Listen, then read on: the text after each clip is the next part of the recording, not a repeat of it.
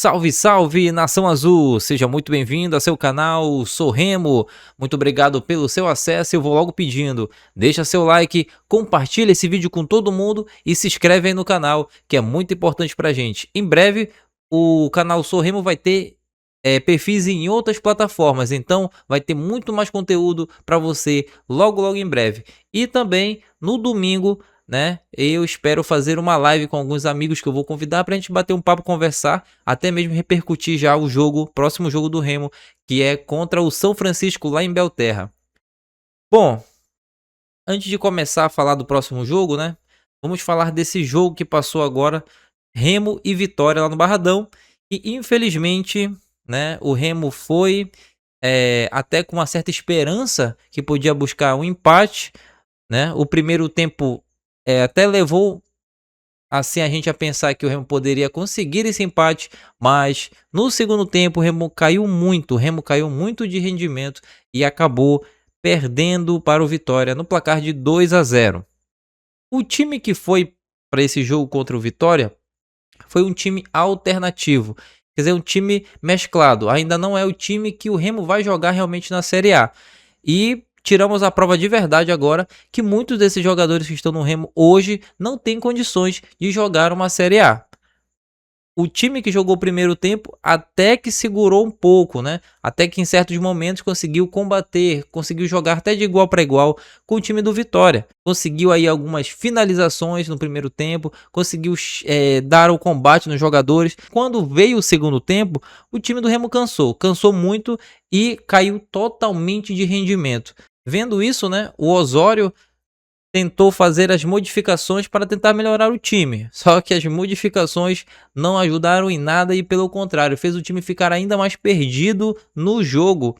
Angel sofreu um gol que comumente ele não sofre, né? Ele não é de pegar esses gols. Saiu aí no escanteio, catando borboleta, não pegou nada. E aquele jogador que eu falei até no outro vídeo para vocês, ele mesmo, Renato Kaiser, eu falei, segura o cara que ele é perigoso. Quem estava na marcação dele? Pavani, que tinha entrado no segundo tempo. Infelizmente, Pavani não dá para jogar uma Série A. E muito menos o Dodô, que entrou também no segundo tempo. Para esses jogadores, campeonato Série A não dá. De repente, um paraense, talvez ainda para eles. Mas Série A não tem condições para esses jogadores. Tanto o Dodô como o Pavani. Pavani, muito lento, pensava demais para tocar, tocava muito para trás, para o lado. Ele entrou no lugar do Zé Ricardo. O Zé Ricardo que estava fazendo essa função. Só que o Zé Ricardo já é um nível acima. É um cara que chegou sem badalação nenhuma, sem nome nenhum e está mostrando que é um jogador de qualidade. E com certeza vai ser titular desse time. Mas o Osório preferiu tirar ele porque ele tinha um cartão amarelo. Então, quando o Zé Ricardo saiu do jogo, o Remo perdeu muita qualidade, porque entrou o Pavani e não conseguiu entregar a mesma situação, a mesma coisa. É isso que eu sempre falo. O Remo, ele pode até ter um time, agora o titular com esses que vão entrar agora, um time bom, ok. Mas os reservas que o Remo tem não vão chegar perto dos titulares. Não adianta, entendeu? Então o Remo não tem um elenco. Como tá na cabeça do Osório que o Remo tem um elenco, o Remo não tem elenco. O Remo tem dois times distintos. Tem um time para a Série A que tem 3, 4 reservas e tem um time para o Campeonato Paraense que tem uns 2, 3 reservas também. Tem 43 pessoas, jogadores no elenco do Remo. 43, são 2 times com reservas ainda. Então, esse time da Série A do Remo não tem como misturar com esse time do Parazão. Só que na cabeça o Osório, ele quer fazer um elenco só. Não vai dar certo isso daí. E fora aquela linha alta que ele sempre costuma fazer. Como eu tô falando aqui várias vezes, como eu já conversei com alguns amigos, como a gente já conversei até com outras pessoas que têm canais também no YouTube, nossos amigos aí de outros canais. A gente conversou e chegou no consenso, né? O Osório não vai durar muito se ele continuar com esse modelo de jogo. Esse modelo de jogo de querer levar o time para frente, para atacar, um time que dê pressão, um time que seja totalmente agressivo. Porque eu vou refrescar um pouquinho a memória de todos vocês, né? E até falar pro Osório, né? Assim, é o seguinte: o Remo na Série B não era um time que ia propor jogo. O Remo era um time que esperava o adversário, dava a bola pro adversário, o adversário tocava para um lado, tocava pro outro, o Remo tentava se defender o máximo possível que desse, e num contra-ataque, de um lado o Pedro Rocha ia lá, tentava fazer e conseguia fazer gol, ou quando não era o Regis, até quando entrou o Panajotes, agitou muito porque ele dava os passes. Assim o Remo jogava na Série B. Era um time de contra-ataque. E foi desse jeito que até o Rangel se tornou o melhor goleiro da Série B. Porque o Remo levava muita pressão, muita bola na área. O Rangel fazia muitas defesas. E no contra-ataque o Remo ia lá e matava. Teve jogo que o Remo deu 2 chutes no gol apenas. 2 chutes no gol. E esses 2 chutes no gol foram um gol. E o adversário dava 15 chutes. E o Remo ainda acabava ganhando o jogo. Então, para um time que está subindo de divisão, que é o Remo, né?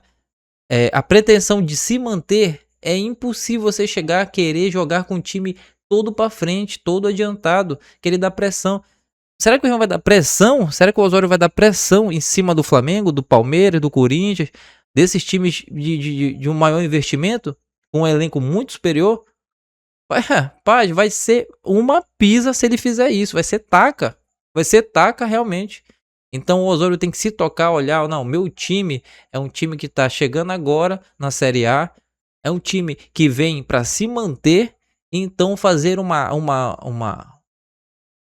formação que segure os adversários e jogue no contra-ataque. Remo tem elenco, tem jogadores de frente que dá pra puxar contra-ataque, né? Do elenco que vai jogar a Série A.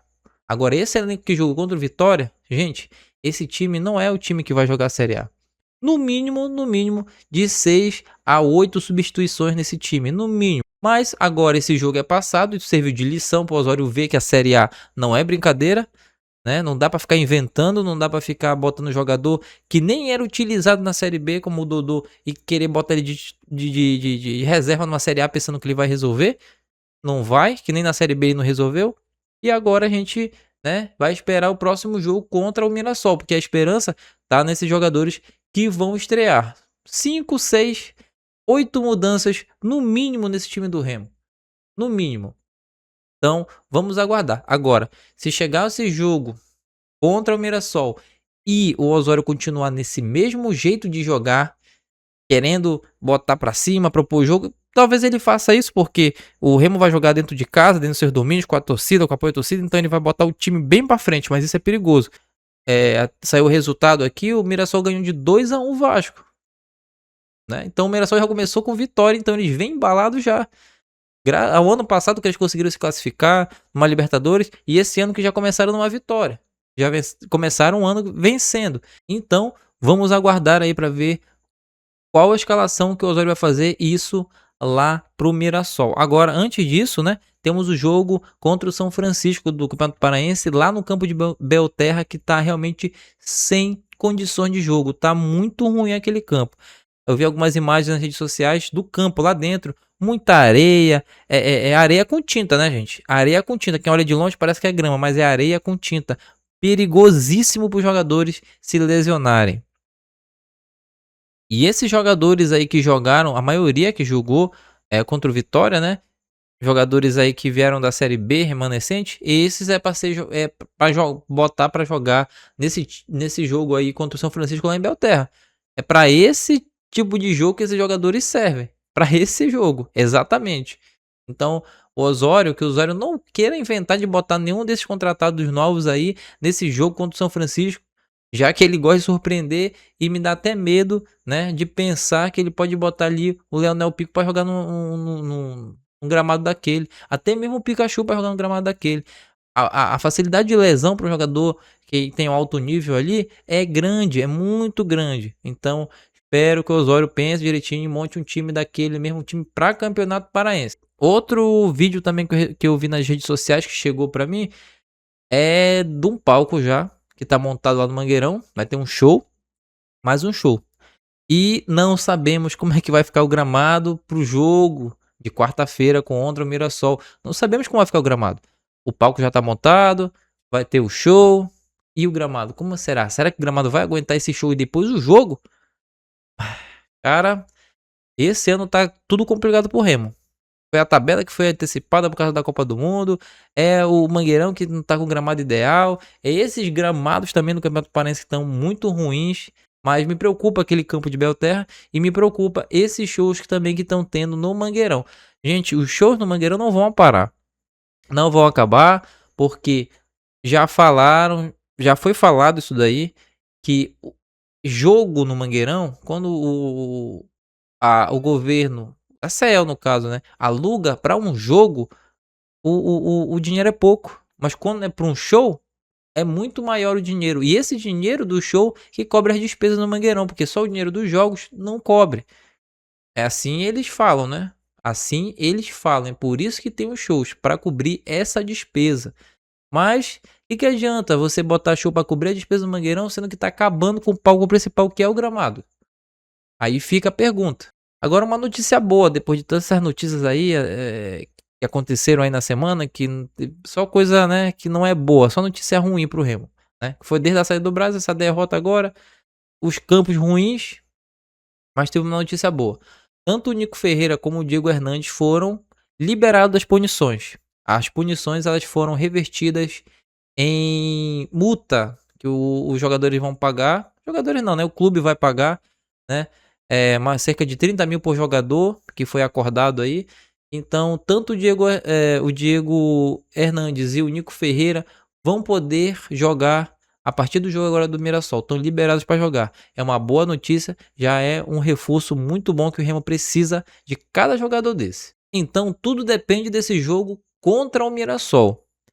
Se o Remo se sair bem, conseguir uma vitória, ele garante mais um tempo aí e tenta acertar o time. Agora, se o Remo perde contra o Mirassol, nesses mesmos erros de trocar jogador onde não é para trocar, botar jogador que é da esquerda, bota na direita, né? Fazer algumas formações táticas que ninguém entende. Se ele continuar fazendo isso daí, infelizmente ele não vai durar muito tempo, não. E como até vi uma brincadeira aí na imprensa, o Guto já vai estar aquecendo ali na beira do gramado querendo entrar.